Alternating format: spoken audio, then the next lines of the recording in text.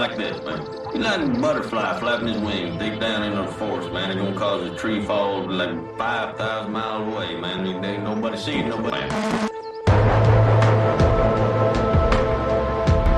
Man, see, like, you don't even know, man. It's like you're born into this world, man. And you got like that, man. That's the wind, man.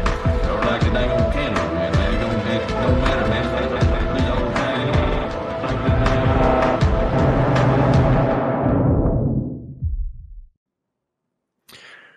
Let's take it for granted that there is an attempt to control us.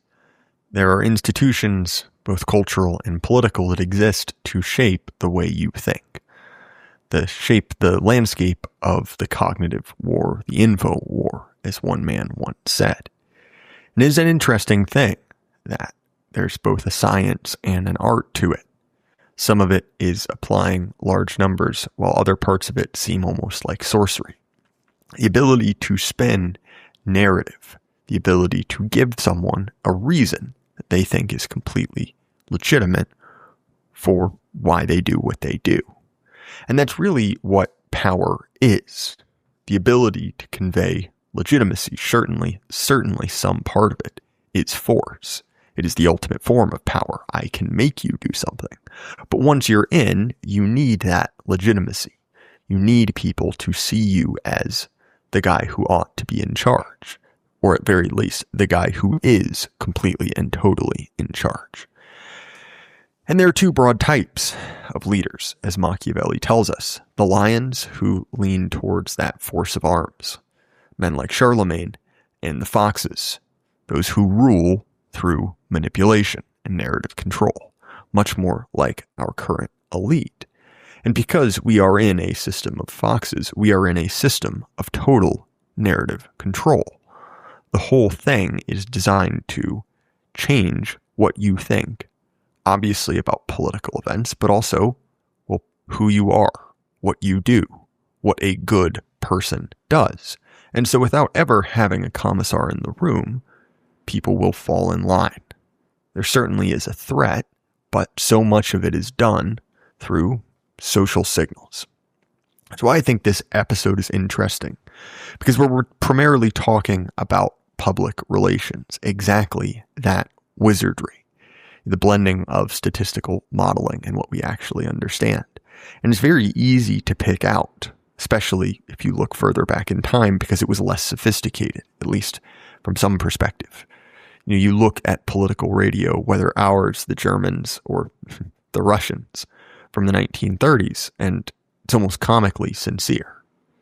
It's the sort of big brother stuff, big head on the screen, jingoistic music, and constant radio propaganda. But it's never gone away, far from it. The form has changed, even if the underlying science of control is all the same. It's why I think that so much of the right-wing dissident sphere got its start in media analysis.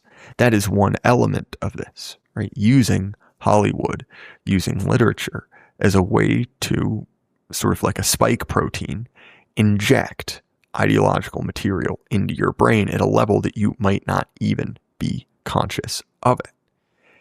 It's one of those things that it's easy to dismiss as sort of tinfoil hat nonsense. You've seen, I'm sure, the people who take this way too far. The idea that everyone on your television screen is an AI demon or a secret troon. The overlay, of course, of the male and female skull over any person of any relevance whatsoever. It can drive you crazy, and there's a certain degree to which it seems designed to do exactly that. Designed to channel people into these sort of limited hangouts where their legitimate concerns can be safely contained. Sort of like a pearl, almost, rounded off within the organism and reduced to something ultimately harmless, at least to the regime. But for conscious dissidents, right, for people who understand that they must sort of find their way through this cognitive landscape, an understanding of these tools, right, how your mind is changed, is important. Something I've been talking about is the algorithmic level, right? How social media can change what you think based off of what you're being shown. Obviously, you add a financial incentive to that, people creating content will receive more money, more viewership, less viewership for talking about certain topics. And it's not hard to look at it and see this sort of rainbow colored panopticon, being built around you. But I think it's important to understand how we got here, right? The basis of this dark art, figures like Edward Bernays certainly, but there are many others we will reference. It's important to know how we got here.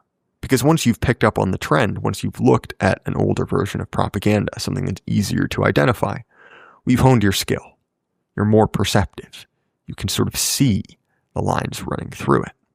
And look, it's sort of the perfect time to talk about this after the Iran war, which seemingly is wrapping up, which I think is a good thing, but don't think it was a good idea. I think it was started for stupid reasons, waged poorly, and now we're sort of scrambling for less than we had before, but that's a conversation for another day.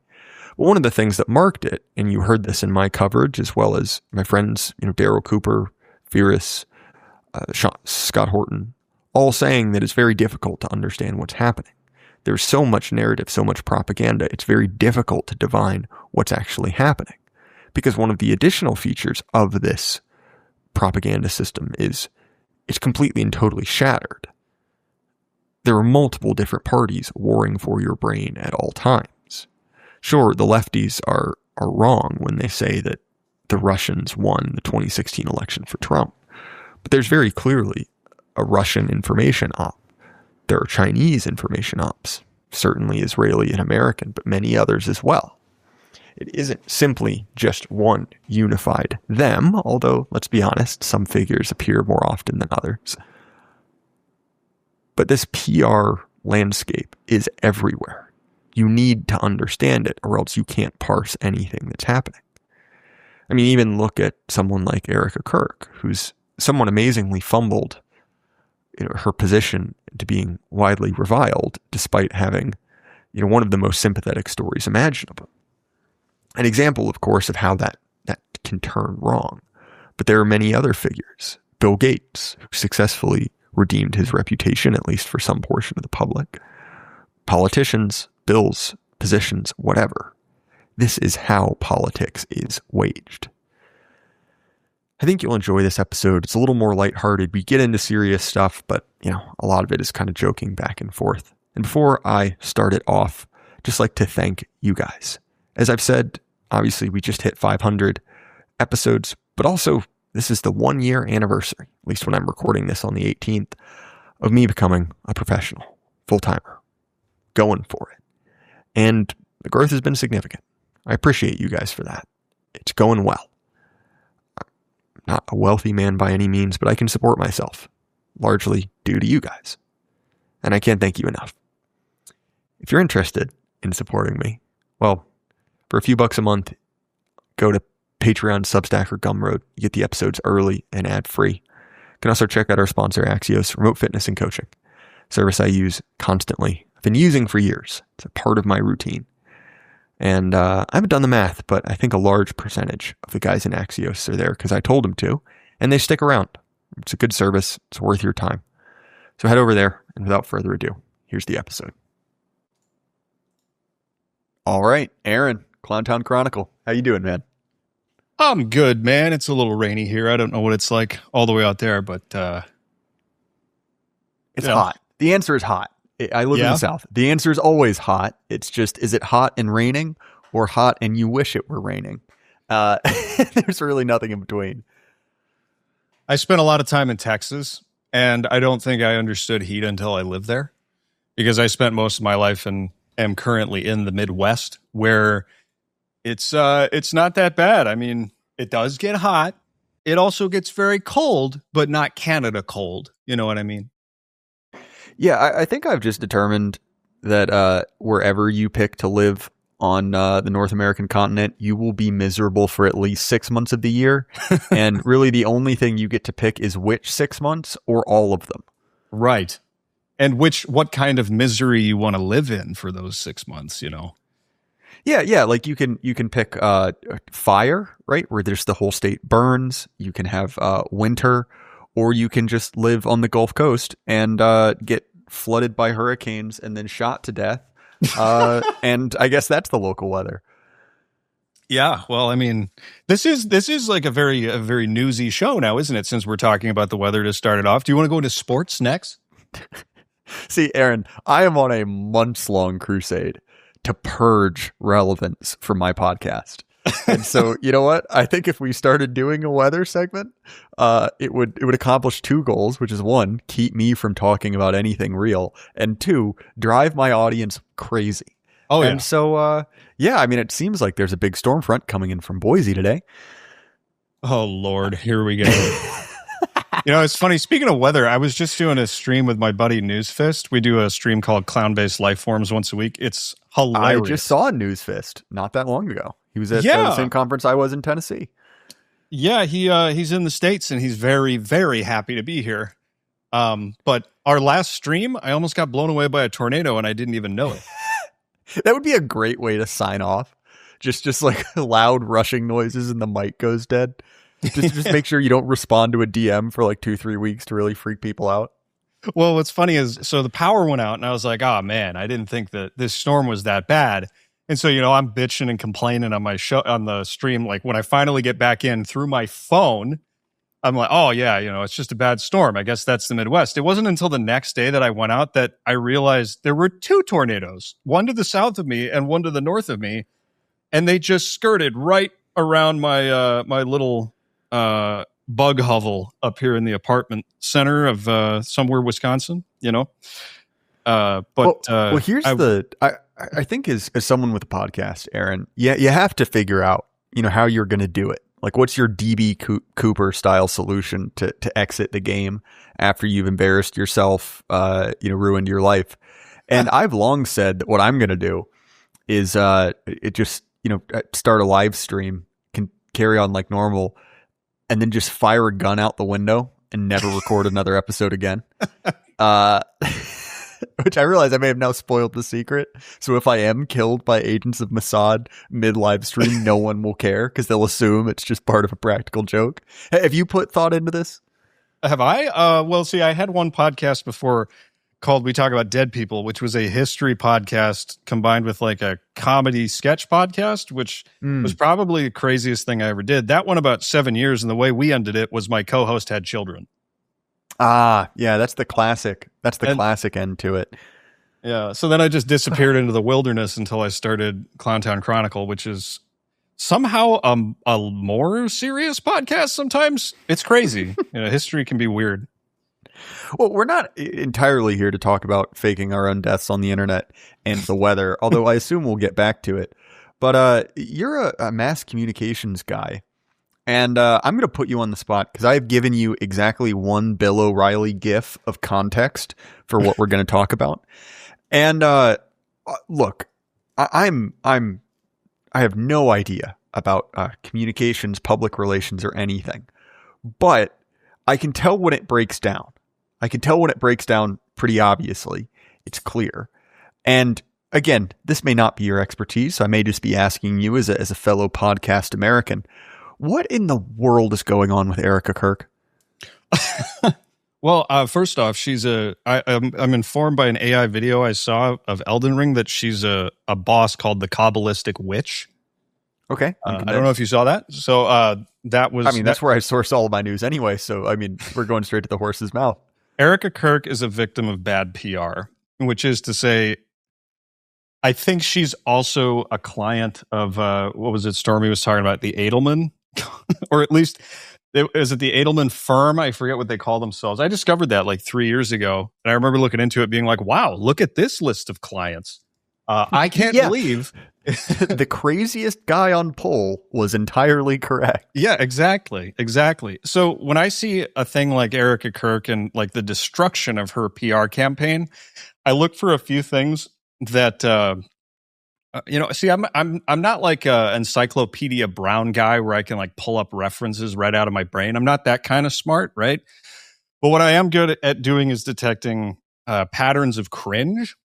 So what you're saying is, Aaron, you're a wizard. I think we talked about it before the air. I'm a whiz-tard.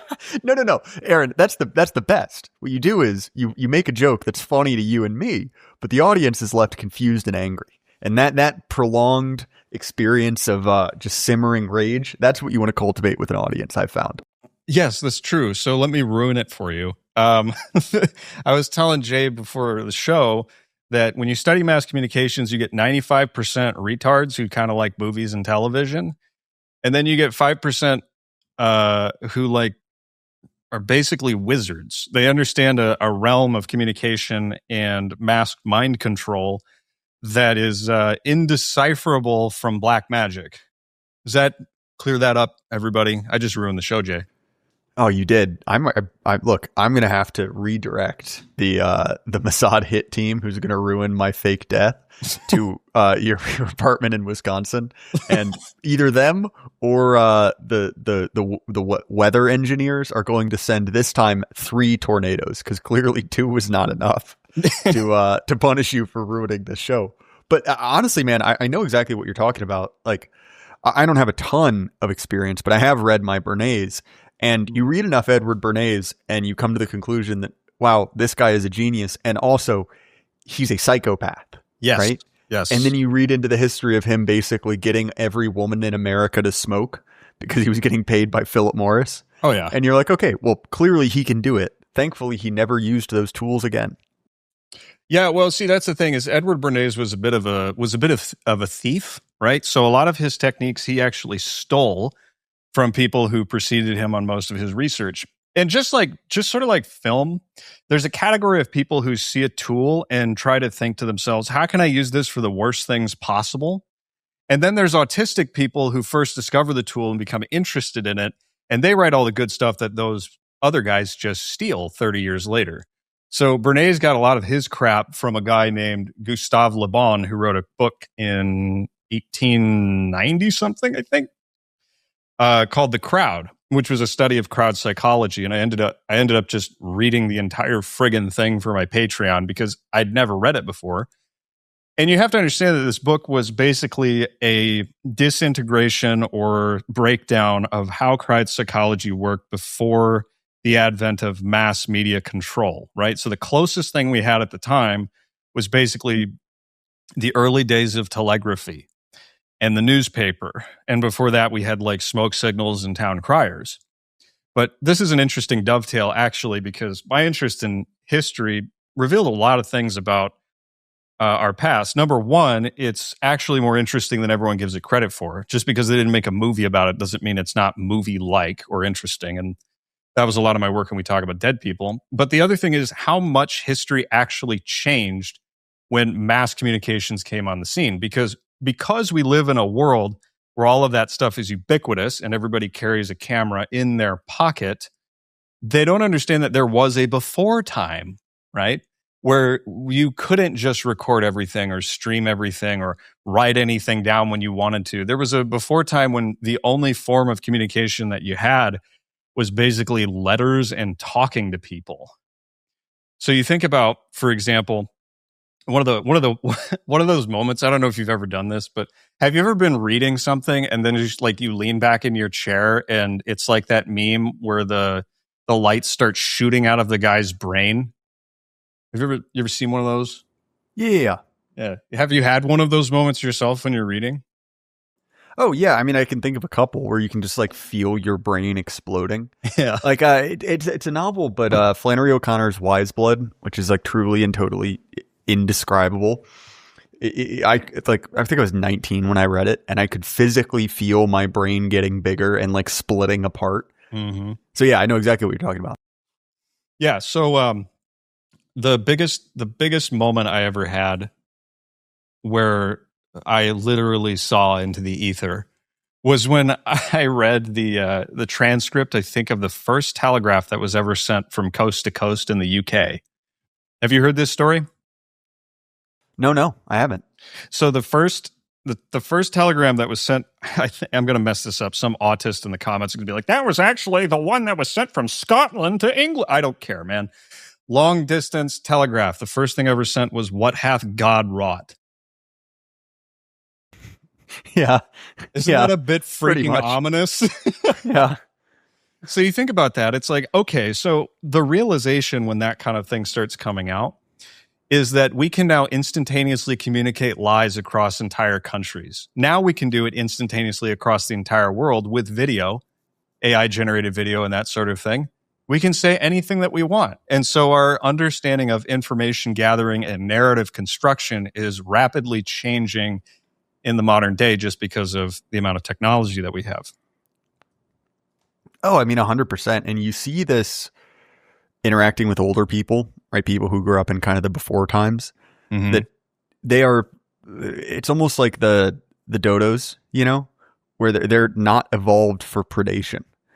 And so they're just getting absolutely brain blasted by this sort of like desert of the real. Yeah. You know, I think about this. I was over at an older family member's house and we were just talking and he had the TV on and I realized he was watching an AI generated documentary about World War II. Oh. And sure, it was about like a logistics team or whatever, but it was so clearly all made up. It was just like AI hallucination. And the guy was just sitting there watching it like nothing. You know, like, oh, it's on the TV. It's got to be, even if it's not true, it's got to at least be, you know, in some way related to the facts. And it was kind of ominous. You're like, no, you were just listening to machine hallucinations over like six-figured images of like a diverse group of American GIs in France, you know? Yeah. And so, yeah, that's exactly right. And actually, I did a stream recently with Newsfist about this, talking about boomers getting one-shotted about AI with AI videos about secret books of the Bible. Yeah. Have you seen this yourself? I haven't seen this, but I'm in no way surprised. Yeah. So boomers catch a lot of shit, and I understand it. But you have to understand this was the first generation that actually grew up with a mass communication system already in place. And they grew up with people like Johnny Carson on the TV, people who looked like you and me and who sounded like your friends and interviewed famous people and that sort of thing. How on earth were they supposed to know that that was a weapon, right? So like I have to give boomers a little bit of a pass there because Gen Z is really funny. They think that because they sort of inherently figured it all out and they know that this stuff is already fake, like from the cradle they figured this out, that they have a hard time conceptualizing the idea that perhaps there was a time, and it's not because they're stupid. It's because there's a difference between knowing things and realizing them. They have a hard time conceptualizing of a time in history, which was all of known history, where people didn't have an insane electronic crazy uncle who overstayed his welcome in your living room and has gone from saying, the world might freeze or it might burn up, but definitely you need to be worried about nukes and hiding under your desk is the best strategy. Like younger people really have a hard time conceptualizing.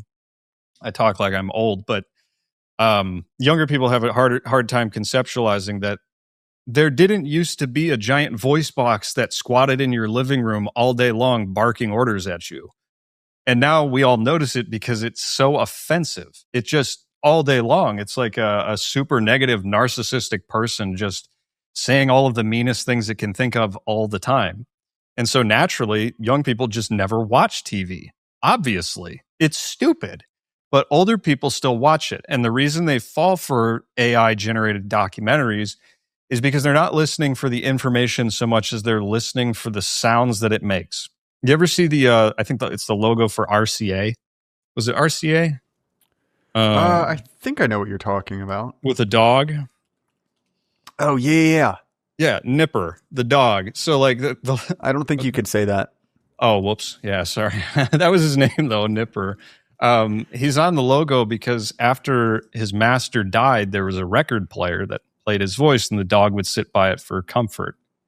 And so that was basically put on the logo because it was like, oh, isn't that sweet? It's his master's voice. I am going on a tear here, so I apologize. No, keep going. Okay. So boomers are listening to things that make them feel comfortable. They're used to the sound of the official man, as we call him on Chronicle. We lifted that from somebody doing a very in-depth stream about this, walking through some foreign country. He said, people just wait to hear the official man. They don't really listen for the content. They listen for the soothing sound of the official man, which is where that sort of newscaster, Nipper was a dog from England. He is best known as the subject of his master's voice, painted posthumous, that kind of stuff. They're listening. Yeah, I know exactly what you mean. The kind of like attitude of assumed authority. Yeah, exactly. Yes. So I can go on really crazy tears about this sort of thing, but I think you see what I'm driving at, which is that the world has changed with how people consume information. Gen Z is mostly interested in true things that are grounded in reality. And the older generations like Gen X and Boomers, they barely know any different because they've been living in a mass media simulation for most of their lives. Well, and to be honest, right, there's kind of, multiple elements to this where, look, they lived in a much more unified media atmosphere than we do. Yes. Where if you've only got three sources, right, like the big three networks, and okay, you've got radio as well, but they all say roughly the same things, and you see people acting calmly, rationally. What debate there was sort of tightly constrained. Well, okay, you're not really hearing anything else. Like, sure, I realized there was counterculture, there always was, but like that's a unified media atmosphere. Mm-hmm. And then, you turn on the internet where it is every extremist position on any issue blasted into your eyeballs at all moments. And you simply could not come to that conclusion. Like there would be no way to. And so, you know what? I get that. I certainly share that sympathy. And I think it's also a popular misconception that people view a lot of the things that people attribute to boomers are actually the fault of either the silent generation or the greatest generation, right? Mm-hmm. The two before them. Yes. And the boomers did not invent advertising. They were merely the first generation that was born into it. Bingo. At least in that way. Bingo. Because you can look at how advertising changed before and after Bernays. Like it's almost kind of charming to look at like turn of the century advertisements. It's like, buy our soap. It's the best soap. Here are all the things about the soap. Mm-hmm. It's like incredibly informational. Whereas Bernays ushered in this new sort of identity and emotion-based system of basically thought control. So I mentioned, of course, was it the Freedom Torches campaign with Bernays? Do I have that correct? That's right. Where he basically tied smoking into women's liberation, right? The suffragette movement. That young, hot women were at protests smoking cigarettes, tying that to both an identity, right, and that of being a liberated woman, and also attaching social cachet to it, right? This is what the upper echelons are doing, right? You want to be like them, don't you? And okay, sure, it took a while to kind of become ubiquitous, but when you also consider the explosion of wealth in the country when the boomers were born, and also the time that advertising was able to be entrenched, and also the boom of public media. But I mean, you could even go back to FDR's fireside chats to see the way in which like mass media became a tool of political propaganda. It's like, it's no shock they came out a little weird. Like it's almost a miracle they're not worse. Right. And actually that's a really good point.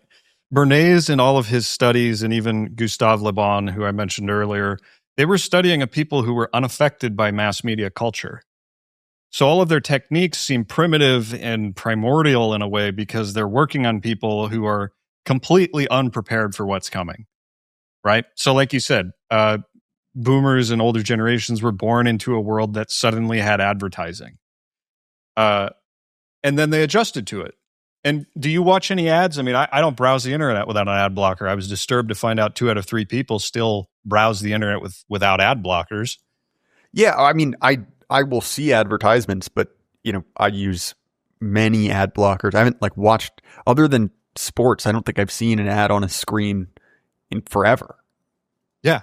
So the ad structure and the way they used to be were like, here's the soap, here's the qualities of the soap, here's the size of the soap, and here's why it's better than our competitors.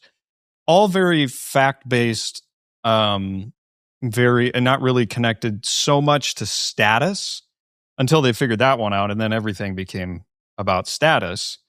And as we sort of worked our way through that trust that was built from, a society that was homogenous, where everyone walking down the street wore a hat and read the newspaper on the train and or the bus on their way to work, that sort of capital that they had to work with has now been spent. So now we live in a world where everybody is sort of atomized and already suspicious of external messaging that's sort of overt. And what's interesting is you hear people, yearning for the times when movies weren't obviously trying to manipulate you. Oh, so you mean like the 1910s, maybe 1920? You look at how people use photography way back in the early days. What did they take pictures of? They took pictures of people that just looked ordinary. They didn't have a facial expression. They were just sort of blank faced. They would take pictures of the lake. Sometimes they'd take pictures of their cats, like normal people things. And you can go through any antique store in Wisconsin and you'll find just a treasure trove of old-timey photographs that all look the same. And then people got bored of the medium. It used to be a fascinating thing to see a camera. You can see these they're not videos, but you can see these film strips of people stopping and just staring at cameras in the early days. And then it became well known. And so the people who were basically working in film started to wonder if there was more that they could do. And it's just one of those weird things where almost immediately when people realized that they could do trickery in film and they could create illusions in film, they went as far out as they could possibly go with what was available to them at the time. Now you have to remember there's a popular story about an early film. I don't remember what it was called, but it was a camera that was sitting on a train track. And the train was coming toward the camera and they played it in a dark little, theater back in the day. And there's all these people who hear this story. And I don't know if it's true, but there's something about it that rings true. When the train got close enough to the camera that it looked life-size, the people in the theater started to get up from their seats and try to get out of the way. Now you laugh at that and you go, ah, ha, ha, those stupid people, don't they realize it's a film strip? And it's like, don't you realize that they're making a calculation based on what they know? Which is, I can get up and just avoid getting run over by this train if it's real, or I can sit here and have something to prove by not moving and get squished by a train. Does that make sense? Oh, 100%. Because what you're doing is it's a novel circumstance, and you have whatever the 30 years of your life plus however much kind of like real infused genetic memory you have, all pushing you one direction, and okay, the small rational part of your brain that's like, yeah, well, like 5 minutes ago I bought a ticket is fighting up against the weighted experience, both personal and genetic, that tells you to get out of the way. Mm-hmm. And that's what kind of makes this so interesting, is that all of these circuits abused by mass media, mass control are very old. Right? They made a lot of sense in a previous era, and now they are taken out of their ideal context and sort of distorted to new ends, if you see what I'm getting at, Aaron. Mm-hmm. Oh, yeah. I did some studies in virtual reality and simulation in the early days of Oculus Rift, when the thing still weighed 30 pounds, and, the FOV was like 2. You couldn't see anything and it was blurry, and people were somehow playing Minecraft and this sort of thing. And the studies we did proved that the brain was using the same pathways when it was in the Oculus Rift that it used for real life experience. And there was something that I experienced when I took time off from this stuff, because it was, quite frankly, I had a bad feeling about it. I came back in probably 6-7 years down the line and tried on a new VR headset, and the fidelity was much higher. And one of the reasons I didn't put one on again for as long as I possibly could was because when I was thinking about my time in the game, I was remembering it as if I was there, which is a big difference between remembering like watching a movie or playing a game on a flat screen or something. Oh, I was playing video games. When your mind starts forming memories with that kind of locational or local information, that sort of thing, it feels very, very different. Now, people become acclimated to this and they start registering those memories as within the simulation. But at first, their brain can't tell, which is a little scary when you think about it. Not to be Well, and that's spooky. something. Yeah, sorry, I just forgot to unmute my microphone. But it's one of those things where when we were talking about violence in video games 20 years ago, what was the guy's name that we were all supposed to hate? Jack something. I can't remember. I don't remember. But people sort of inoculated themselves to this argument of, hey, look, the pearl clutching, members of society that are really worried about me playing Mortal Kombat, they're idiots. They don't have anything to their argument. And okay, fair enough. Maybe there's no direct correlation between enjoying, a fighting game at the arcade and, sawing someone's head off. And I'm willing to accept that. But that core argument that your brain has a tough time differentiating between virtual and actual reality, that's simply a fact, right? Mm-hmm. And you see this all the time. If you've ever interacted with someone who is chronically online, where you see that the online world has fully displaced their sense of reality. Yeah. And yeah, sure, it's fun to laugh at those people. They ought to be really just mercilessly bullied and mocked. But like, it's still happening to you. It just hasn't reached the level of mania, if you see what I'm getting at, Aaron. Mm-hmm. Yeah, there's a lot there. I mean, first off, the thing I think of is a study we did with people who had never seen a television show in their life. So like 10-year-old kids who grew up in the sticks way out there, never saw television, weren't allowed to watch it. And we were like, hey, we'd like to pay you to come in here and watch a movie for the first time. And the same thing happened every single time. And I saw this happen a couple of times, even personally, with people who just weren't exposed to movies or media because they weren't allowed growing up. I was in the homeschool community growing up. There were a lot of kids who'd never seen movies. But when you put a person in front of a movie, or generally speaking, a 10 to 12-year-old in front of a movie who's never seen one, they have the same reaction. They just stop. They click off and they just stare at this thing. And actually, a pretty common feature is their mouth drops open. And you can see like stars dancing in their eyes, like, whoa, what is going on here? Because they're swept up into a story that's more vivid than anything they've ever seen in their lives. That was sort of one of those zones when I was in the retard section of before I was a full whiz-tard.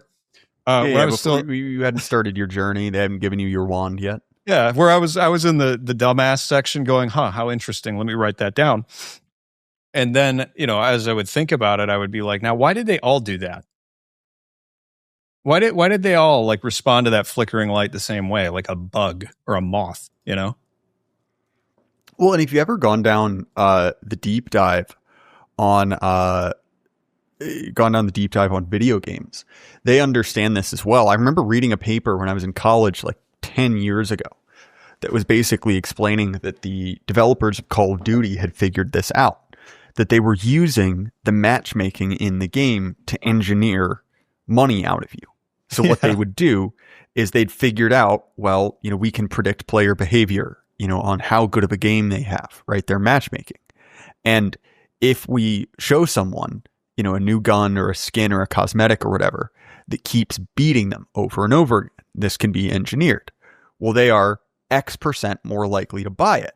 And after they buy it, well, what do? We reward them. It's Pavlovian conditioning, right? You associate buying the new thing with better games. So they are distorting, right, the actual like game itself, which isn't really the product per se.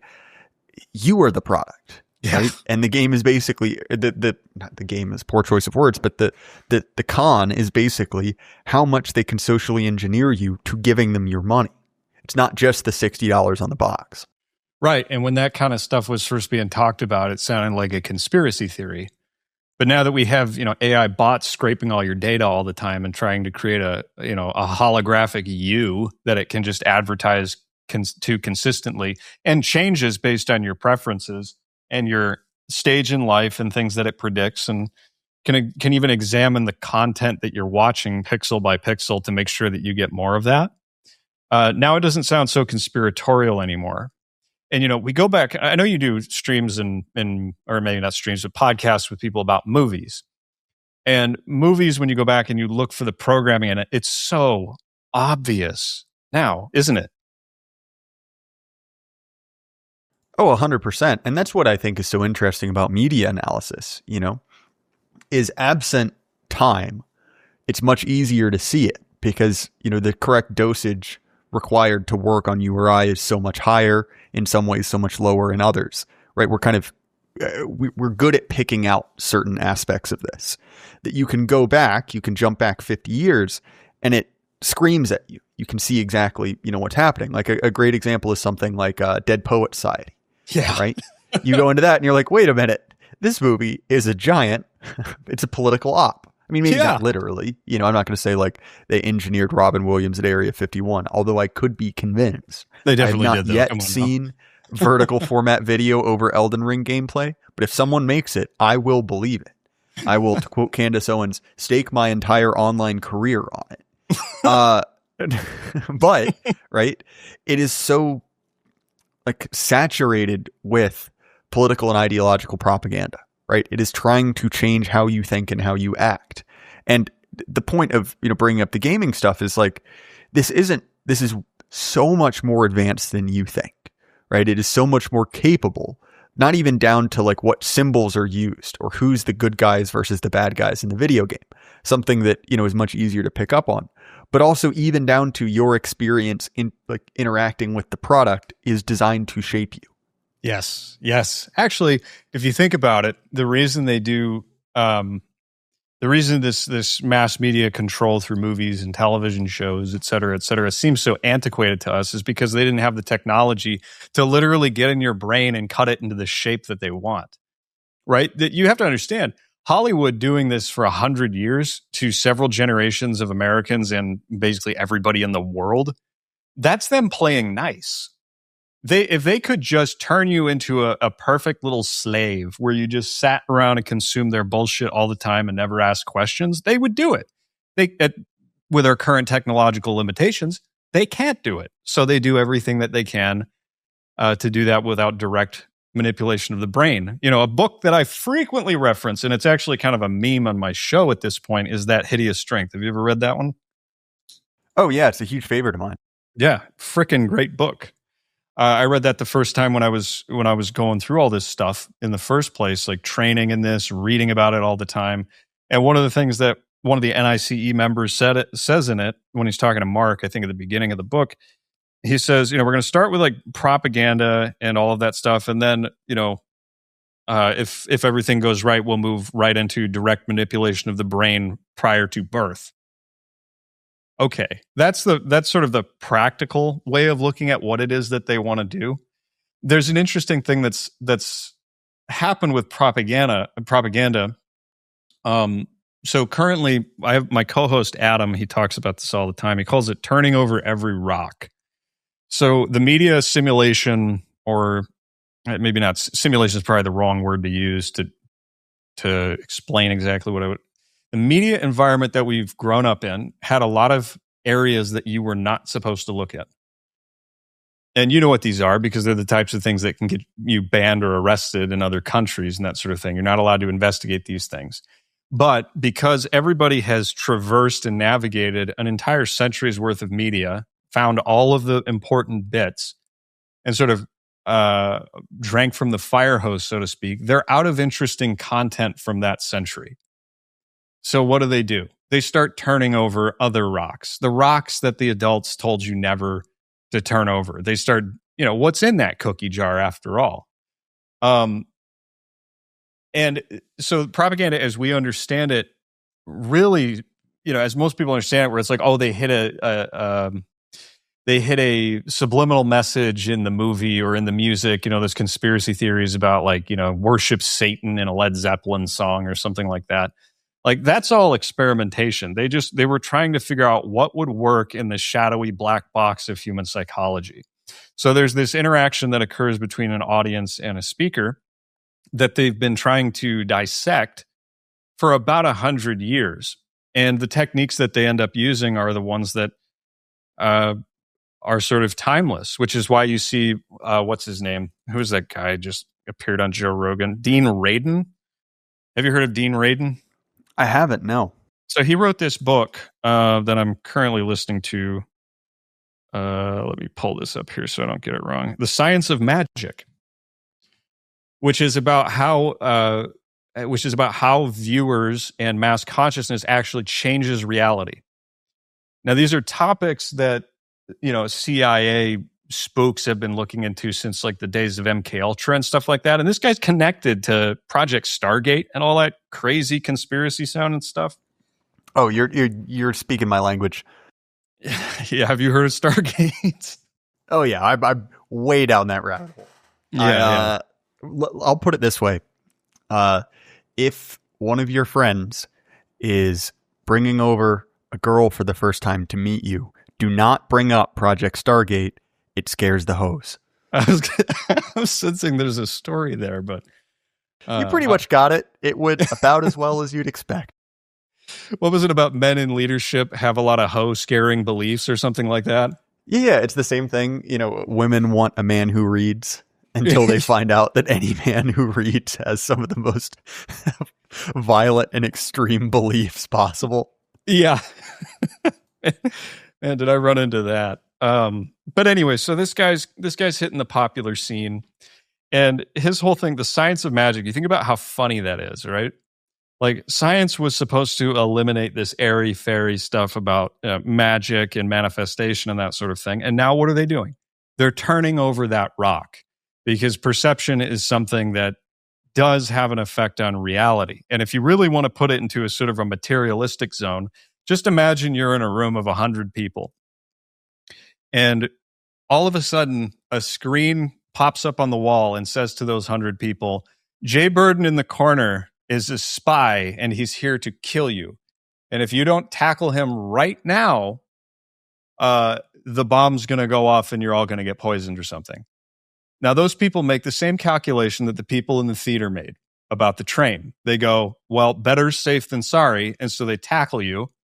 And they demand to know your donation information so they can send money to your show. See, I'm so glad that's where it ended. That's where all stories should end, actually. And for less than $6 a month, you can subscribe to Jay Burden on. Which, by the way, but in all seriousness, listen, as a fellow podcaster, I respect the game. I understand that you need these kinds of things to help. So, people, it's $5. It's like buying the man a coffee at Quick Trip. Yeah. Like, thank you, seriously, Aaron. Once a month. Yeah, and I want you to know, you'll be coming back on. You've passed the test, which is shilling for me. And if you get someone to shill for you, and they find 2 friends, eventually everyone can have a podcast, and we will have achieved utopia. Podcast America. They're never going to let me back on. The way this show's going to end is there's going to be just a gunshot in the background and then sirens a few minutes later. And then the sound of 3 tornadoes approaching. Yeah. It'd be like that video of the Florida man going out with a shotgun and be like, I ain't taking down. No tornado's going to take me down. Except the shotgun's pointed the other way. Yeah. The tornadoes will never take me alive. Maybe that's how that guy that the Clintons got mad at shot himself 2 times in the back of the head. It was a tornado accident. He just threw his SIG P320 into a tornado and it spun around so much it shot him twice. Yeah, death by age of mythology, god power. Yeah. That needs to be the new euphemism, right? Have you heard about the Clinton body count? Don't you mean the age of mythology to god-powered death saga? Yeah. It doesn't quite roll off the tongue. We'll workshop it. Yeah. Oh man, that's funny. I really torpedoed this. So you were talking about this hypothetical situation where, I was in a room, a screen popped up and said, he's got a bomb in his coat, tackle him now. Yeah. Yeah. So mass manipulation sort of works that way, as it forces people into uncomfortable situations where they have to make those kinds of calculations. So, when I was first going to college, like there was this thing going around called social experiments. Did you ever have some douchebag in your circle who like engaged in these social experiments? I was a little young for this, but yeah, I'm familiar with what you're talking about. Yeah. So like these fools would go out and like stand next to a building and just stare at the wall. And they would basically keep count of how many people came to look at what they were looking at. There was this other thing where they'd look up at the sky and they'd point and they'd write down how many people looked up in the sky to see what they were looking at. I mean, you had the example not too long ago of the guy taping the banana to the wall at the MoMA. Yeah. Yeah, so that's how a lot of this stuff works. Is it's all influence. They can't make you do it, so they just measure. They're not hurting anything. They're just taking measurements. Nothing to see here. Perfectly harmless. And it's hilarious on the internet, and everybody watches these these TikTok shorts about people doing things like this. But social pressure and manipulating the mind of a sort of mass audience eventually turns into a situation where you start asking the questions that Edward Bernays was asking. And Edward Bernays, like I said, he was sort of the guy who, saw fireworks and turned it into a gun. Like he was like, how can I use this to hurt people or make money or manipulate people and that sort of thing? And there's no need to go into the whole connection with Freud and all that stuff. But the psychoanalysis culture of the early 20th century sort of ended up there. Sort of like everything else. Like when we develop a new technology, it eventually gets turned into a weapon somehow. It's never, they say if it's free, you're the product, right? But if it's free, you're really the experiment. Most of the time, they're tracking something that doesn't have anything apparently to do with what it is that they're testing. So there was this attitude in the early days of like, how do we talk people into doing things that are against their best interest, right? So the way they would do this is they'd have the official man come on the television and say, what you really want to do is you want to go to war with those horrible people over the sea and destroy them forever because, such and such. And so because they still they still felt like they had to convince you. Well, the way it developed around the same time that they were turning this stuff into a full-blown weapon was instead of convincing individuals to come together and do this, how about we just change the entire sea? What if we just changed everybody into, like I said earlier, the perfect slave who just listens to everything that we say? And so it went from how do we convince this individual out here to how do we change that individual into being what it is that we want? And I believe that's part of where the NPC phenomenon and meme comes from, is that through a combination of fear programming, repetition, and all that other spooky stuff that all the those horrible COVID deniers accuse the government of doing, I sort of see that as sort of their approach to everything. The people in charge of these things are basically trying to terraform Western consciousness altogether into being a subject people. And that sounds really big, so maybe I should pause. There might be a tornado headed my way for that one. Well, I mean, I think that, that ability to set the null hypothesis, right? The common received wisdom. I mean, that's really what power is. The ability to dictate the terms on which the argument happens. Mm-hmm. You saw this very successfully on the issue of immigration. I am not arch plan truster, but I will say Trump broke that. Yeah. Whatever good or ill we could say of the man. But you saw this where there was one side, which is, libtard central, which is basically immigrants are awesome. We love them. And then the other side was, well, as long as they're legal, who cares? And that was the acceptable bounds of the debate. But if your goal is to transform the population of America, you're more or less fine with both halves of that, right? You are still getting what you want done. Both sides of the argument ultimately serve your end. Right. That's exactly right. So the way to control the tree is to control the root. So if you can lay the ground for the preconceptions that an entire society has about who they are, what they believe, and what they will fight for, you control everything about them. I mean, there's probably a few other factors in there. Like, don't get me wrong. Like I said, I'm not Encyclopedia Brown. I mostly just vibe cast. I don't really do data anymore. I did all my research for We Talk About Dead People. But that is definitely what it feels like. It feels like what they're trying to do is get to the very root of society. And I think that's definitely why they go after religion, and they're trying to replace any form of structured spirituality with this sort of like hallucinogenic, like hippie culture. Does any of that ring true? Oh, yeah. Yeah. I mean, and I think that you see that with like the transcendent, where there's a once that stone is turned, right? Once we have entered that framework, the idea is to channel it into something the regime is completely and totally okay with, which is either you doing psilocybin in Ecuador, and it's simply kind of a hallucination of your brain, you experience ego death, whatever, or alternately, right, the kind of like UFO stuff. And I think it's been really interesting to me how apparently comfortable our government is with UFOs and having that be an explanation. Yeah. I gonna be honest, this is kind of a low IQ reading on it, but my thought is if there were anything to it, they wouldn't want us talking about it. Mm-hmm. And then, you compare that to, the way that our government treats other expressions of spiritual belief. And I will leave it at that, right? The idea is to channel that inclination into something that is harmless and or beneficial. I mean, look at the relationship between, certain religious figures and prominent world allies, and understand that like that in the same way that the inclination to heed the wisdom of the crowd is baked into the human, just like baseline human matter, that same instinct, the spiritual instinct, whatever you say about it, that is another vector of control. And I think the mistake is, and you see this from a lot of kind of low rent analysis. Like, look, I'm going through The Moon is a Harsh Mistress by Heinlein, which is actually, it's pretty good. It's fun to read, recording an episode on it tomorrow. And okay, look, there's the kind of obligatory aside where the libertarians can't stop talking about age of consent.